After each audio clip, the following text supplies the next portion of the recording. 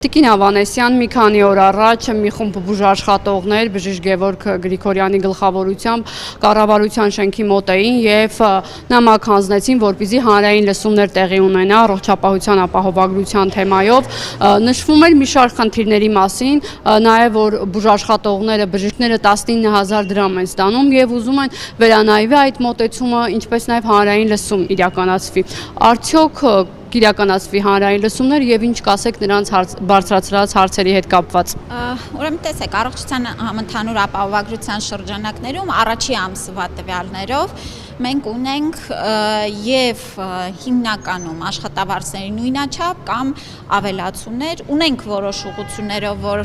այն նեղ մասնագետները, ովքեր մինչեւ հիմա ստանում էին ֆիքսված աշխատավարձ եւ ապահովագրական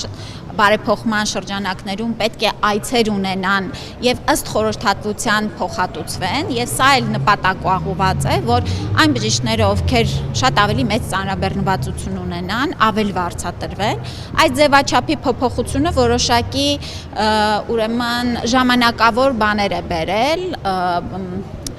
կարիք, որպիսի եւ ձևակերպումների հստակեցման եւ աշխատանքի ձևաչափի փոփոխման առումով ես կարծում եմ, որ այդ մի շարք մի որոշ ուղղությունով հարցերը առաջիկա ամսվա ընթացքում կլուծվեն, բայց ես նաեւ հիմա երբ որ կամփոփենք փետրվար ամիսը կհրապարակեմ եւ դուք կտեսնեք, թե օրինակ վիրաբուժական մասով, օրինակ ընտանեկան բժիշկները, թերապևտները, նաև հիվանդանոցային օղակում աշխատավարձերի ինչպիսի դրական փոփոխություններ են եղել։ Այսինքն ճիշտ եմ հասկանում, որ կվերանայվի բժիշկների աշխատավարձը եւ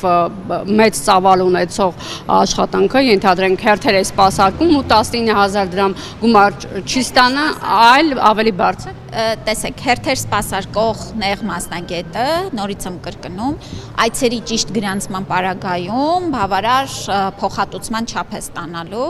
եւ ես ինչպես ասեցի, առաջիկայում նաեւ մեխանիզմը ավելի մանրամասն կներկայացնեմ, որ տեղեկացվածություն լինի։ Այո, տեղյակ եմ, որ այդ մեր 3 բուժաշխատողները այցելել են ազգային ժողով, բայց ես ձեզ ասեմ, որ ես ամենօրյա շփման մեջ եմ եւ բժիշկների հետ եւ մասնագիտական հանրության հետ, ասոցիացիաների հետ եւ տնօրենների հետ եւ ըստ էության մենք ինքներս այդ առաջնակի ինֆորմացիան ամեն օր հավաքում ենք, վերլուծում ենք եւ հասցեական, եթե խնդիրներ կան, ամեն մասնավոր դեպքով հասկանում ենք ինչն է խնդիրը եւ առաջիկայում էլ ինչպես ասեցի, կտեսնենք, որ փոփոխվելու է։ Հանրային լսումների կարիք դուք տեսնում եք, արդյոք կլինի նրանց այդ։ Ամեն օր հանրային լսումների շրջանակում եմ, ես դա եմ ասում։ Երեկ էլ մենք հասարակական խորհրդի ունեինք նիստ, հասարակական կազմակերպությունները ներկայացված էին, բայց այդ հարցը չբարձրացրեցին, շատ հետաքրքիր է։ Տիկին Ավանեսյան եւ օնլայն տաքսու վարորդները բողոքի ակցիա արեցին եւ ասեցին, որ իրենք ցանկանում են օգտվել առողջապահության ապահովագրության համակարգից, դուք անդրադարձել եք դրան, արձագանքելով, նշելով, որ կքննարկվի հարցը։ Հիմա սպասում են ըստ էության կոնկրետ պատասխանների եւ ասում են երկար ժամանակ չլինի, էլի հնարավորինս սեղմ ժամկետում իրենք էլ կարողանան օգտվել այդ ծրագրից։ Հիմա ինչ ուսումնասիրություն արվում, ինչ փուլում է այդ խնդիրը։ Ես նախ ուզում եմ արձանագրել եւ ուրախությունս հայտնել, որ առողջության համընդհանուր ապահովագրության բարեփոխումը այնպիսի դրական արձագանքներ է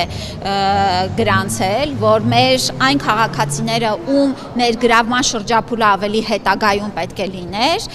նախաձեռնում են եւ ուզում են շատ ավելի շուտ միանալ ապահովագրության համակարգին։ Սա շատ դրական արձանագրում է։ Իհարկե մենք որոշակի ժամանակ պիտի հատկացնենք հաշվարկներ իրականացնելու, հասկանալու համար, թե անձանց թիվը ինչքան է եւ նրանց համակարգին միանալու ձևաչափը ինչպես պետք է լինի։ Այդ աշխատանքները հիմա ընթանում են քննարկումները։ Մենք էլ անմիջական կապի մեջ ենք, իհարկե, մեր գործընկերների հետ։ Ըստ էության առաջիկայում նաեւ իրենց կհրավիրենք այս ընկերություններին, ովքեր որ գործատուներ են, հասկանալու ինչպես կարող ենք հնարավորության դեպքում ավելի շուտ ընդգրկել առողջության համընդհանուր ապահովագրության համակարգ։